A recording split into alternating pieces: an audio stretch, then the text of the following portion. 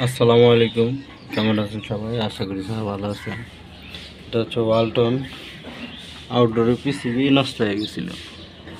পরে এখন এটা নতুন না লাগানোর পরে আউটডোর শুধু পিসিবিতে সিগন্যাল আসে, কিন্তু ফ্যান কম্প্রেসর কিছুই চলে না।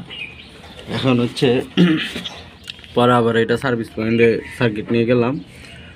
পরে ওনারা বললো যে সফটওয়্যার নাকি দেওয়া নাকি এটাতে। পরে আবার সফটওয়্যার দিয়ে দিল। এখন নিয়ে আসছি, নিয়ে এসে লাগাইছি। লাগানোর পরে আবার সেম আগের প্রবলেমে অনেক চিন্তা ভাবনা করে দেখলাম কি করা যায়। সমস্যা তো অবশ্যই সমাধান করতে হবে, যেহেতু আরও সফটওয়্যার দিয়ে কমপ্লিট করে দিছে। পরে হচ্ছে এই যে ফ্যানের লাইনটা খুলে রানিং স্টার্টিং কমন এটা ঘুরাই দিছি, চেঞ্জ করে দিছি।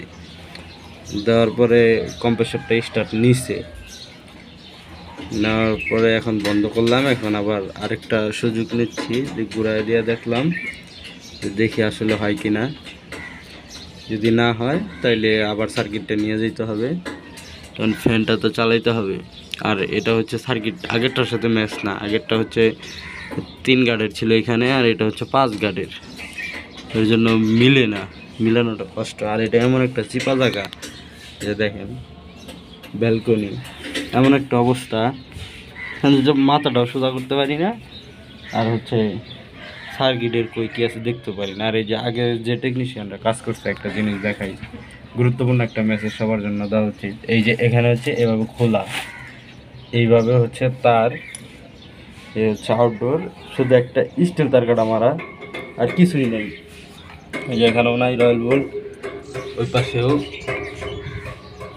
কোনো রয়্যাল বোল্ট নাই, শুধু একটা স্টিল তার কাটা মাইরা ওনারা এসি লাগাই গেছে, র্যাপিংও করে নাই। এখানে থ্রেড টেপ মারছে, এই যে থ্রেড টেপ যে মারছে, এখানে যে তেলের একটা ইয়া পাচ্ছি। আমার কাছে মনে হইতেছে যে এখান দিয়ে হয়তো লিক টিক হয়ে গ্যাসটা বের হয়ে গেছে, তেল তেল লাগে। এই যে এটাও। যাই হোক, সবাই ভালো থাকবেন, সুস্থ থাকবেন। ভিডিওটা সম্পূর্ণ দেখার জন্য সবাইকে ধন্যবাদ। এখন দেখি এটা কি হয়। কোনো সিগন্যাল টিগনাল তো কিছুই দিচ্ছে না এখনো পর্যন্ত। চালু করা হয়েছে, ইনডোর চলতেছে। সুলতান, ইনডোর চলে? আচ্ছা, কোন ইনডোর কোটায়? আচ্ছা ঠিক আছে। আসসালামু আলাইকুম।